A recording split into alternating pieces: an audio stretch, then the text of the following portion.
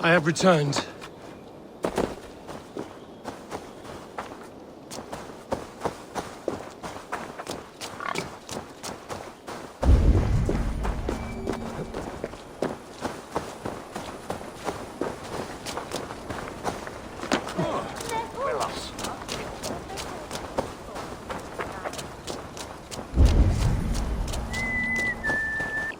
Gunnar, it's good to see a face I trust. Even your frightful mug. I thought this could be our shared saga, but it is time to leave. We have spent naught but a drink together. Worry not, Eivor. You and I have many tales to tell yet. And our names ring out clear and with honor. Yeah, a tale. A tale of Gloucester. Beautiful land, full of damned fools. Ha! I will drink to that. You have my thanks. Anything for you, old friend. Then let us say our farewells to this Wicker King, and then be on our way home. Yes, Randvi will be eager to meet Bridget. Bridget and Gunnar have already gone ahead. I should join them.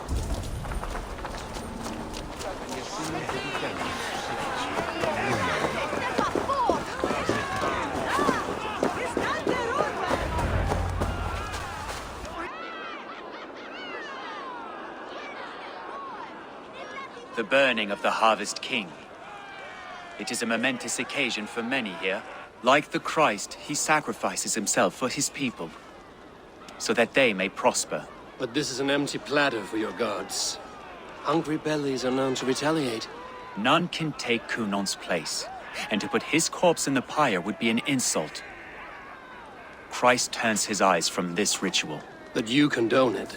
I am to be Tewdwr of a united land. I can no longer turn my eye from anything. Tradition dictates the burning be overseen by the High Priestess. Modron is missed here. My hand has hindered this blow twice then. Then I will oversee, as is my right, my blood. I took Mother'n from you. You have every right to feud with my line. Once you're old enough to hold a sword. Mother saw your fate. The future will punish you greater than I ever could. Punishment or not, you will go into the future as Gloucestershire's ally. And someone I will never forget.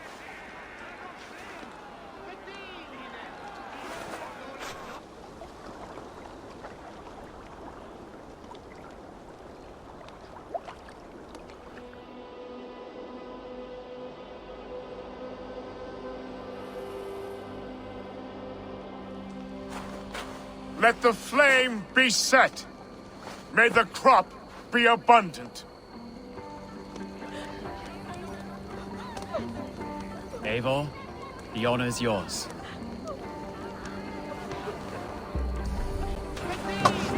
Praise the Harvest King! Bloody pagans!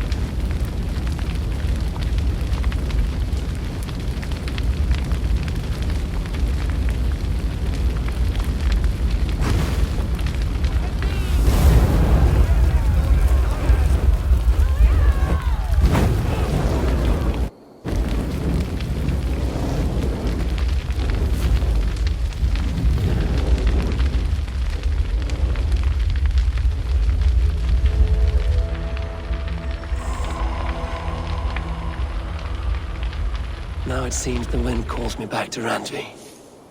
Let's tell her the good news.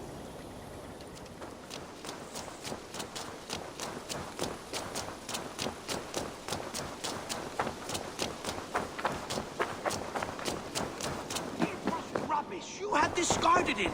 It was not rubbish, I intend... Randvi, what is this? Another dispute, I'm afraid, with Holger stirring the pot once again. Will you sit in judgment? Judgments are the burden of a Jarl. This is Sigurd's duty now. He refuses to leave his quarters. Right now, you are the only noble fit for this. I don't know. It is not my place. Please. Only until Sigurd recovers his strength. All right. Once more. Gudrun, Holger, come forward. You will state your cases, and I will hear you out and be as swift in my judgment as I am able.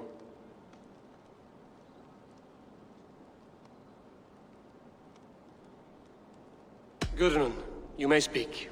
I have been robbed, Eivor. My property defaced. 3 days ago, I discovered some of my sailcloth missing. I scoured the settlement in search of it. Passing Holger's home, there I see it. Boldly displayed and worse, defaced, with scrawls and silly stories upon it. Lies and slander! Holger, quiet. You're well acquainted with the rules of this trial. Now, Gudrun, what did you do upon discovering your sailcloth? I confronted him, demanding silver. For sil with Holger's inky scratching cannot be sold or bartered, can it? I ask only that I be paid for the property that was taken from me, yet he refuses. So Holger took something that belonged to you and defaced it. Now you wish to be paid for the item. Do I understand? That is right. Gudrun, you may speak. I have been robbed, Eivor. My property defaced. 3 days ago, I discovered some of my sailcloth missing. I scoured the settlement in search of it. Passing Holger's home, there I see it. Boldly displayed and worse, defaced, with scrawls and silly stories upon it. Lies and slander! Holger, quiet. You're well acquainted with the rules of this trial. Now, Gudrun, what did you do upon discovering your sailcloth? I confronted him, demanding silver. For sil with Holger's inky scratching cannot be sold or bartered, can it? I ask only that I be paid for the property that was taken from me, yet he refuses. So Holger took something that belonged to you and defaced it. Now you wish to be paid for the item. Do I understand? That is right.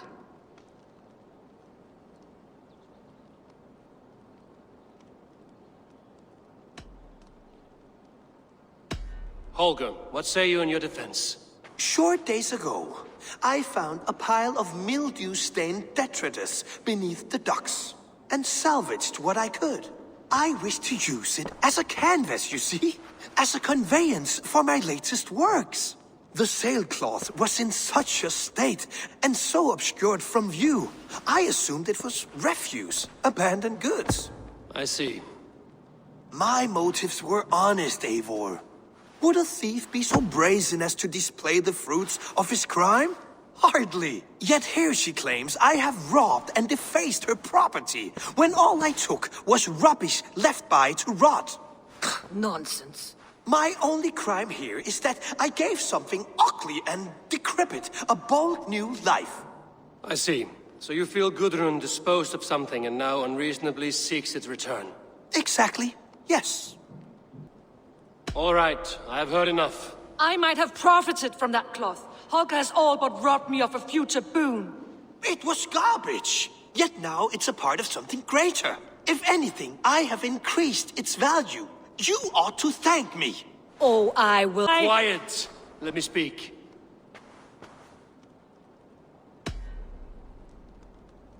After careful thought, it is clear that... What is this? What are you doing? Holger and Gudrun are at odds. I hope to find a resolution. That duty is mine alone, Eivor. You know this. Stand aside. You were not here, brother.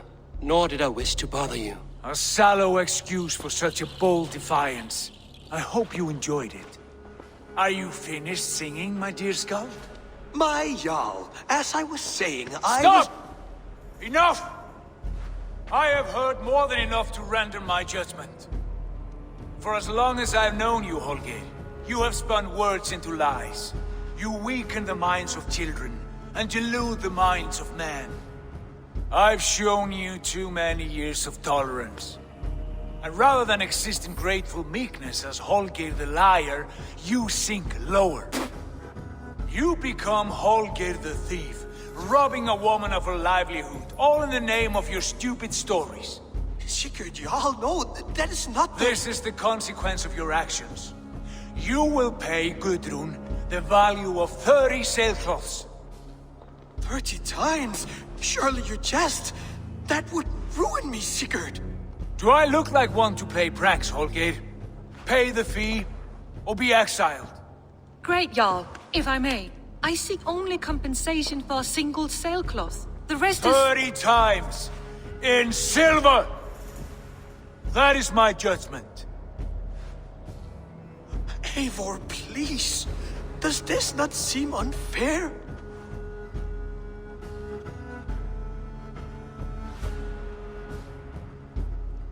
Sigurd, the punishment must fit the crime. Your judgment is cruel and unfair. Cruel and unfair. Oh, no. No, you have it backwards. I am the definition of what is fair and what is not. I am your Jarl, the source of all right and wrong, the Lord of justice in this place. Without rank, without order, without a chain of command, life cannot endure. Chaos will reign. Do you understand? As my brother and my Jarl, I back you, Sigurd. But in the face of injustice, I cannot help but speak. Have you never in your life known when to hold your tongue, Eivor? Nor defer to those wiser than yourself? My judgment stands. 30 times the sailcloth's value. That is final. Thank you, Lord, for hearing us out. See to it that judgment is carried out exactly as I have said. Should the need arise again, do not fail to rouse me.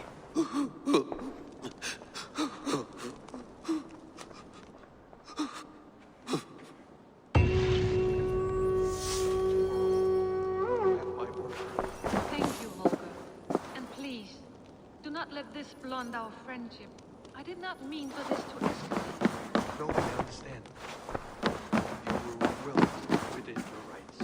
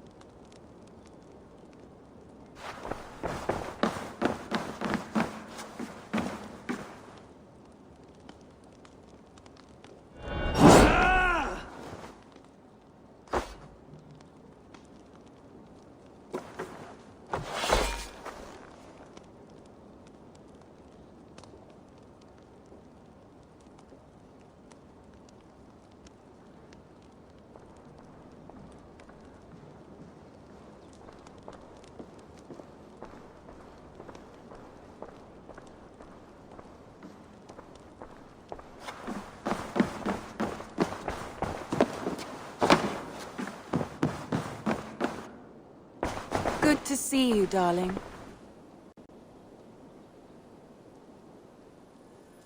I want to thank you for your judgment, Eivor. For stepping in when Sigurd would not, in spite of what happened. Poor man. I've never known him to be so angry and reckless. Is that a side you've seen? Rarely. There have been moments when he was distressed, worried, afraid. But nothing like this. Never, ever like this. Let us do our best for him as we take care of our own. We're his best hope for healing. If it is not too late. In the meantime, we press on.